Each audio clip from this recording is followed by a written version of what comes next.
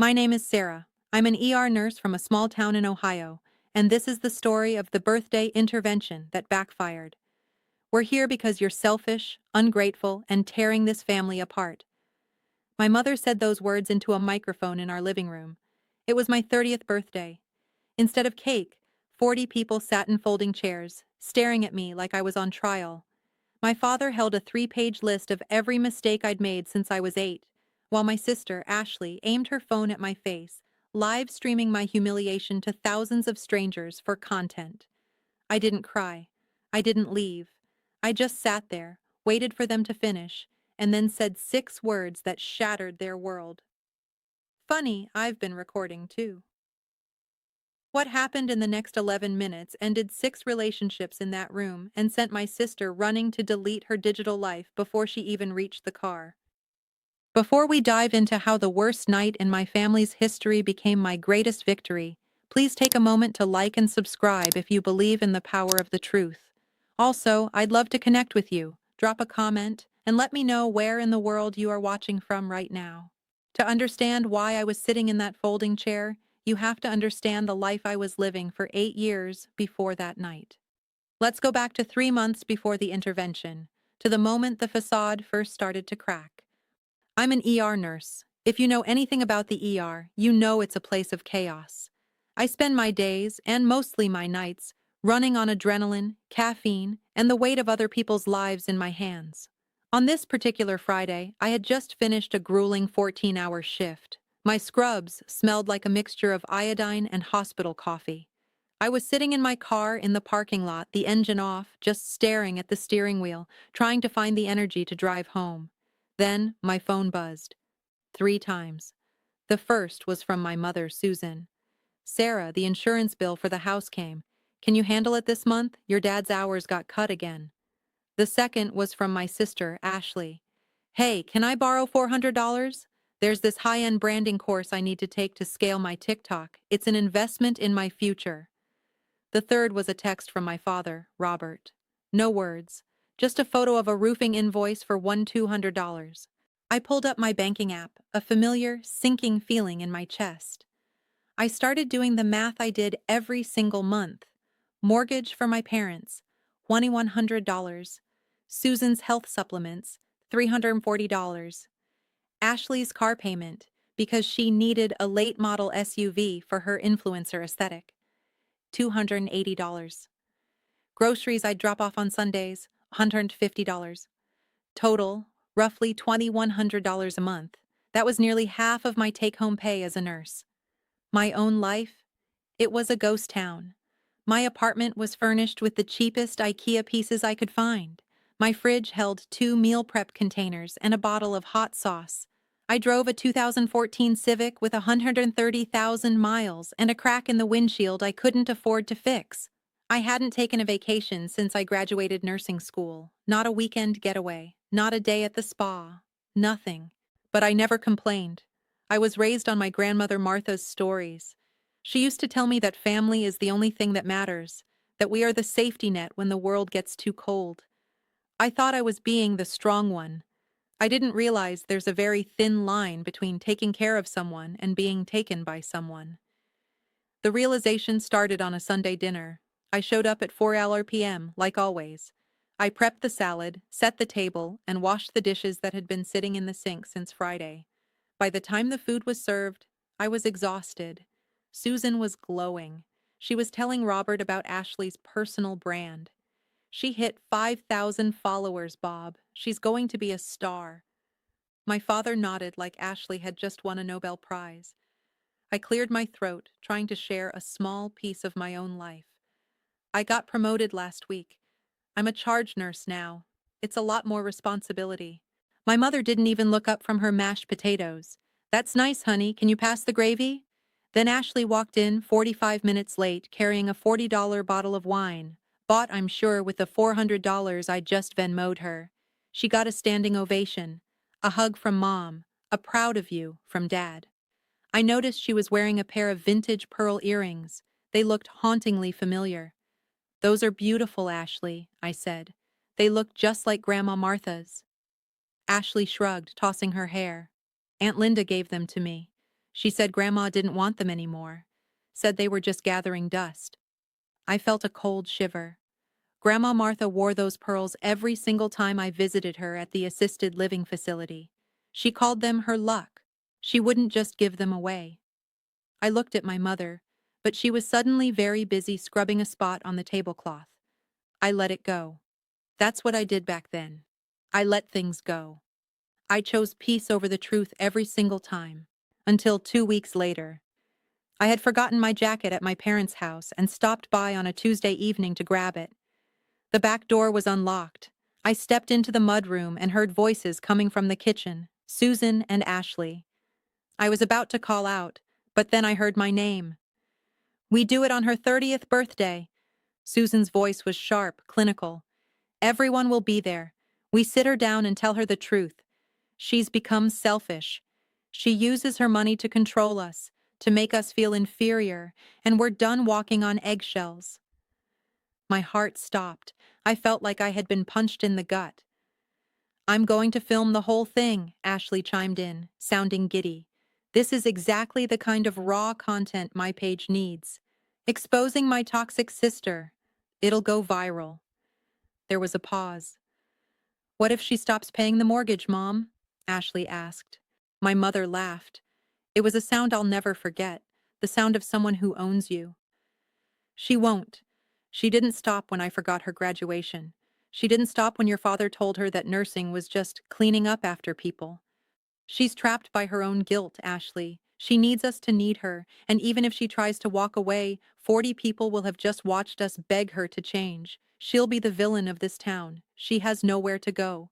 I stood in that dark mudroom, my hands shaking so hard I had to grip the doorframe. I didn't make a sound.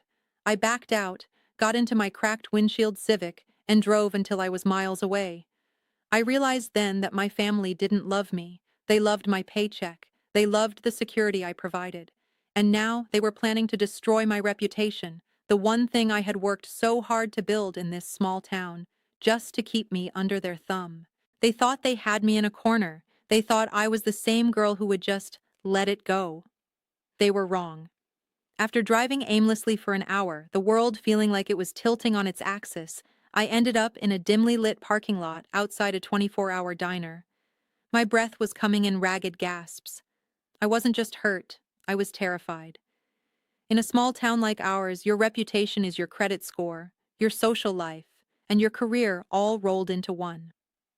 If my mother and sister staged a public execution of my character, I wouldn't just lose my family. I'd lose my standing at the hospital. I picked up the phone and called the only person I knew who dealt in facts, not feelings. Rachel. Rachel had been my best friend since we survived nursing school prerequisites together, but she'd gone on to become a sharp-witted civil rights attorney. I told her everything. The bills, the overheard conversation, the intervention planned for my 30th birthday, and the TikTok livestream threat. There was a long silence on the other end of the line. Then Rachel's voice came through, cold and precise. "Sarah, listen to me very carefully. Ohio is a one-party consent state. Do you know what that means?" "It means I can record conversations," I whispered. "It means as long as you are part of the conversation, you don't need their permission to hit record. They are setting a stage, Sarah. They've written a script where you're the villain. You can't stop them from performing, but you can make sure the audience sees the real actors behind the masks." I didn't plan revenge that night. I planned survival. Over the next few weeks, I became a ghost in my own life. I attended the Sunday dinners. I washed the dishes. I nodded when my mother complained about the rising costs of living while she clutched her expensive handbag. But every time I walked through their front door, I swiped down on my phone and hit the recording app. I expected to catch them talking about me. I expected more insults. What I found was a labyrinth of lies that went so much deeper than my bank account. The first crack in the foundation happened during week 3. I had arrived early to drop off groceries. The house was quiet, but the garage door was slightly ajar. I heard my father, Robert, talking. His voice was different, soft, playful, the way he used to talk to my mother decades ago. "Yeah, Cynthia. Tuesday works," he whispered into his phone. "Susan's got her Bible study group. I'll tell her I'm headed to the hardware store for some parts. 22 years, and she still thinks I'm the world's most dedicated handyman." He let out a low, carefree laugh. "I'll pick up that Italian takeout you like. See you at 7. I stood by the recycling bin, frozen. My father wasn't getting his hours cut. He was spending my mortgage money on a woman named Cynthia. He was using my sacrifice to fund a second life. The second blow came 5 days later. I went to visit my grandmother, Martha, at the facility. She looked frail, her eyes clouding with age. She kept rubbing her bare wrist. "Sarah, honey," she rasped, "have you seen my pearl bracelet? The one that matches my earrings? Your Aunt Linda said she took it to the jeweler to have the clasp fixed, but that was months ago." That evening, I accidentally left my phone recording on the kitchen counter while I went to help my father in the backyard. When I listened back later, I heard my mother and Aunt Linda whispering. "Did Martha ask about the jewelry again?" Linda's voice was nervous.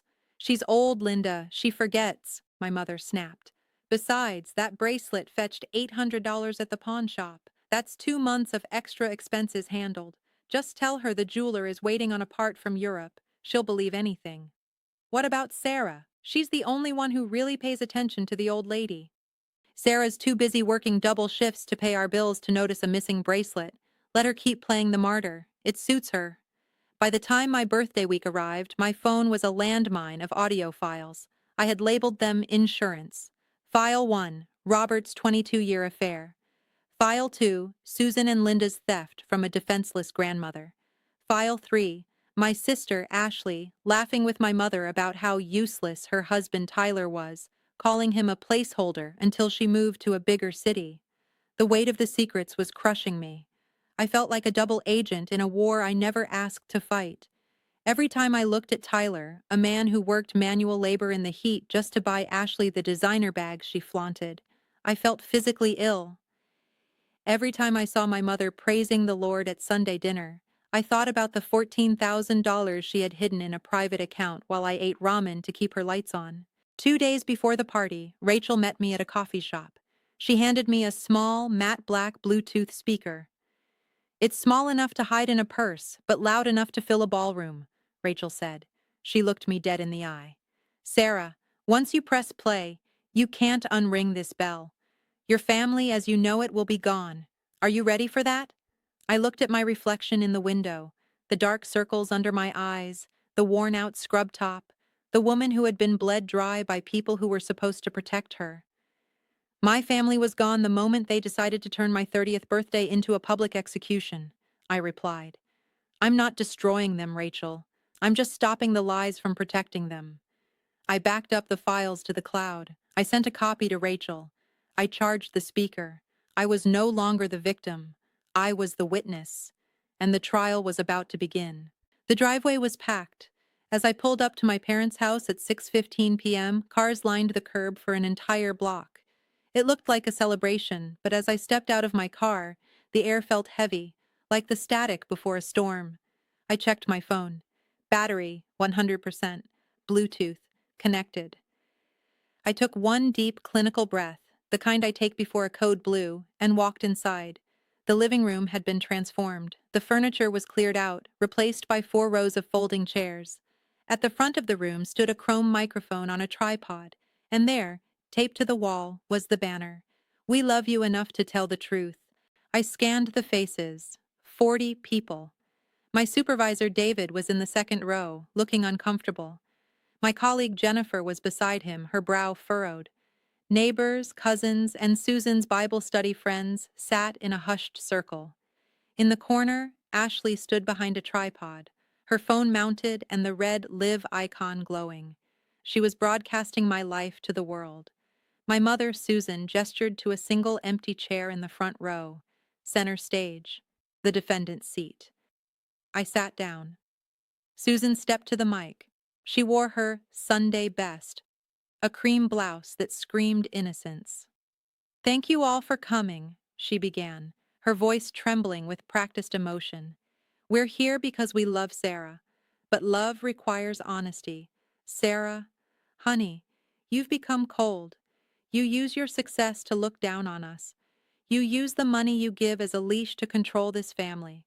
We can't live in fear of your moods anymore. Then my father, Robert, stood up. He didn't look at me. He read from a 3-page script, written in Susan's handwriting. He went back to when I was 8, recounting every broken dish and every attitude problem I'd ever had. For 15 minutes, they dissected my character in front of the people I worked with. They painted a picture of a daughter who was a monster of ego and greed. The room was deathly silent. I saw Jennifer cover her mouth. I saw David lean back, his face unreadable. They were winning. They were successfully murdering my reputation. "Are you finished?" I asked, my voice flat. "We just want the old Sarah back," Susan sobbed into the mic. "The one who didn't hold her paycheck over our heads like a weapon." I stood up. The chair scraped against the floor, a jagged sound in the quiet. "I asked to talk about this in private. You said no, you wanted an audience." I pulled my phone out. "Funny thing is, I've been recording too." I tapped the screen. The small Bluetooth speaker in Rachel's purse, hidden in the back row, roared to life. "File 1, The Affair." The room froze as Robert's voice filled the space. "Yeah, Cynthia. 22 years and Susan still thinks I'm at the hardware store. See you at 7, baby." The silence that followed was visceral. Susan's head snapped toward Robert. His face went from righteous to ghostly white in 3 seconds. One of the Bible study ladies stood up, grabbed her coat, and walked out without a word. "Turn it off!" Robert lunged forward, but I was already tapping the next file. File 2, The Theft. My mother's voice rang out, sharp and greedy. "The jewelry fetched $800 at the pawn shop. Just tell Martha the jeweler is waiting on a part from Europe. Sarah's too busy working to notice." Aunt Linda let out a small shriek of horror. The neighbors started whispering, a low hiss of judgment. Susan was shaking now, her hands gripping the microphone stand for support. The Holy Mother was revealed as a common thief. File 3, The Betrayal. Then came Ashley's voice, slurred with wine. "Tyler is useless. I married a man who peaked at 35. He's just a placeholder until I can get out of this town." Tyler was sitting in the 3rd row. I watched the light go out in his eyes. He didn't yell. He didn't make a scene. He just stood up, took his wedding ring off, placed it on the folding chair, and walked out. The front door clicked shut behind him, and it sounded like a gavel hitting a block.